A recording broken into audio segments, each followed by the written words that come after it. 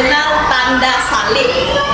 Nah, tanda salib ada 3 bagian, yaitu siswa mampu menyebut isi doa tanda salib. Kedua, siswa mampu menjelaskan arti tanda salib. Ketiga,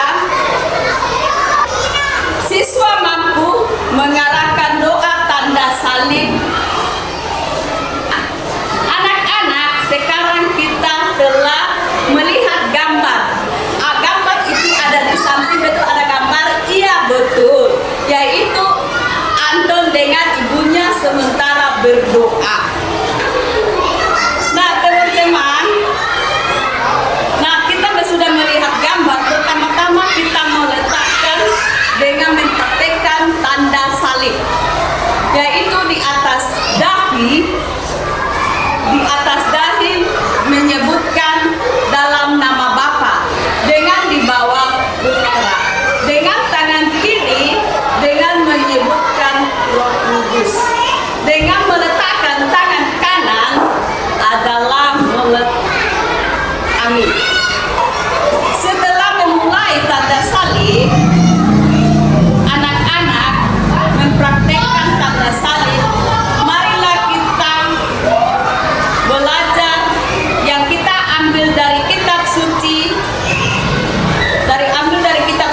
Injil Lukas bab 23 ayat 26 sampai dengan 49. Pilatus menyuruh Yesus kepada prajurit dan mereka membawa dia ke jalan mereka. Berjumpa seorang laki-laki bernama Simeon yang berasal dari Kirene. Ia datang dari desa dan mau pergi ke kota. Mereka menarik ia dan memaksanya untuk mengambil Yesus dari kayu salib yang sedang memikul. Lalu mereka menyuruh dan memanggul kayu salib itu dan berjalan di belakang Yesus. Banyak orang berjalan mengikuti Yesus, di antaranya wanita-wanita. Mereka menangis melihat apa yang terjadi yang dia, tetapi Yesus menoleh apa mereka dan berkata, "Wanita-wanita Yerusalem, janganlah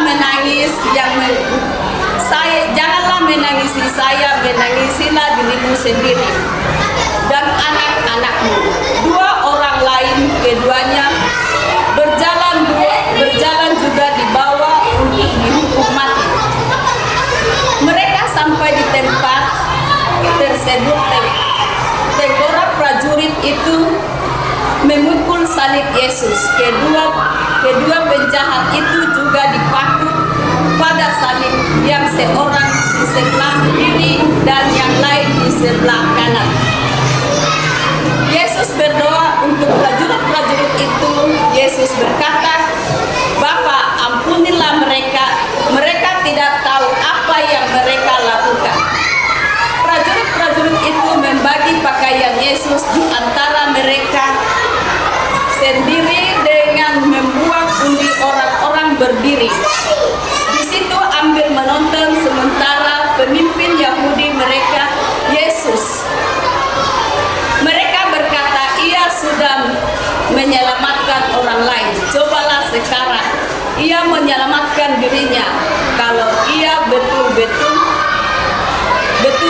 raja, penyelamat yang dipilih Allah."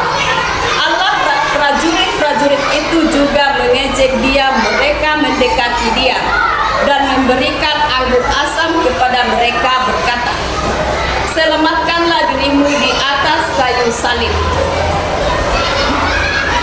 Yesus diutus berkata, "Inilah raja orang Yahudi." Salah seorang dari kedua prajurit yang disebabkan jaga mengejek Yesus. Ia berkata, "Engkau raja penyelamat yang dipilih Allah? Bukanlah selamatkanlah dirimu dan kamu, tetapi penjahat yang satu lagi mengurus penjahat yang mengejek Yesus." Ia berkata, "Apakah kau tidak takut kepada Allah, sebentar lagi juga kau akan mati dihukum. Kita setimpal dengan perbuatan kita, tetapi dia sama sekali tidak bisa lagi. Lalu ia berkata kepada Yesus, Yesus, ingat berjanji bahwa hari ini engkau akan bersama saya di surga, karena kira-kira pukul 12:30 siang berhenti bersinar, lalu mengeri itu menjadi gelap sekali sampai ke dalam rumah Tuhan. Robek menjadi dua. Yesus berteriak yang suara keras, Bapa, aku menyerahkan diriku kepadamu, terimalah aku. Sesudah berkata, begitulah ia meninggal. Anak-anak, tadi kita sudah membaca kitab suci tentang Injil Lukas bab 23 ayat 26 sampai dengan 49 tentang Yesus dibawa prajurit. Nah, anak-anak, sebelum kita mempraktekkan tanda salib yang belajar dari kitab suci, bisa disimpulkan bahwa orang Katolik apapun yang kita lakukan, mulai dari bangun tidur, mau belajar, kita harus membuat dengan tanda salib. Nah, sebelum kita apa yang kita laksanakan, apa yang kita perbuat, kita harus membuat dengan tanda salib, karena itu menerima kemenangan Tuhan Yesus di kayu salib. Nah, maka itu kita akan membuat dengan orang, sebagai orang Katolik kita membuat dengan tanda salib. Nah, ada 3, yaitu orang Katolik membuka dengan tanda salib dan menutup dengan tanda salib. Yang kedua, membuat tanda salib berarti kita memuliakan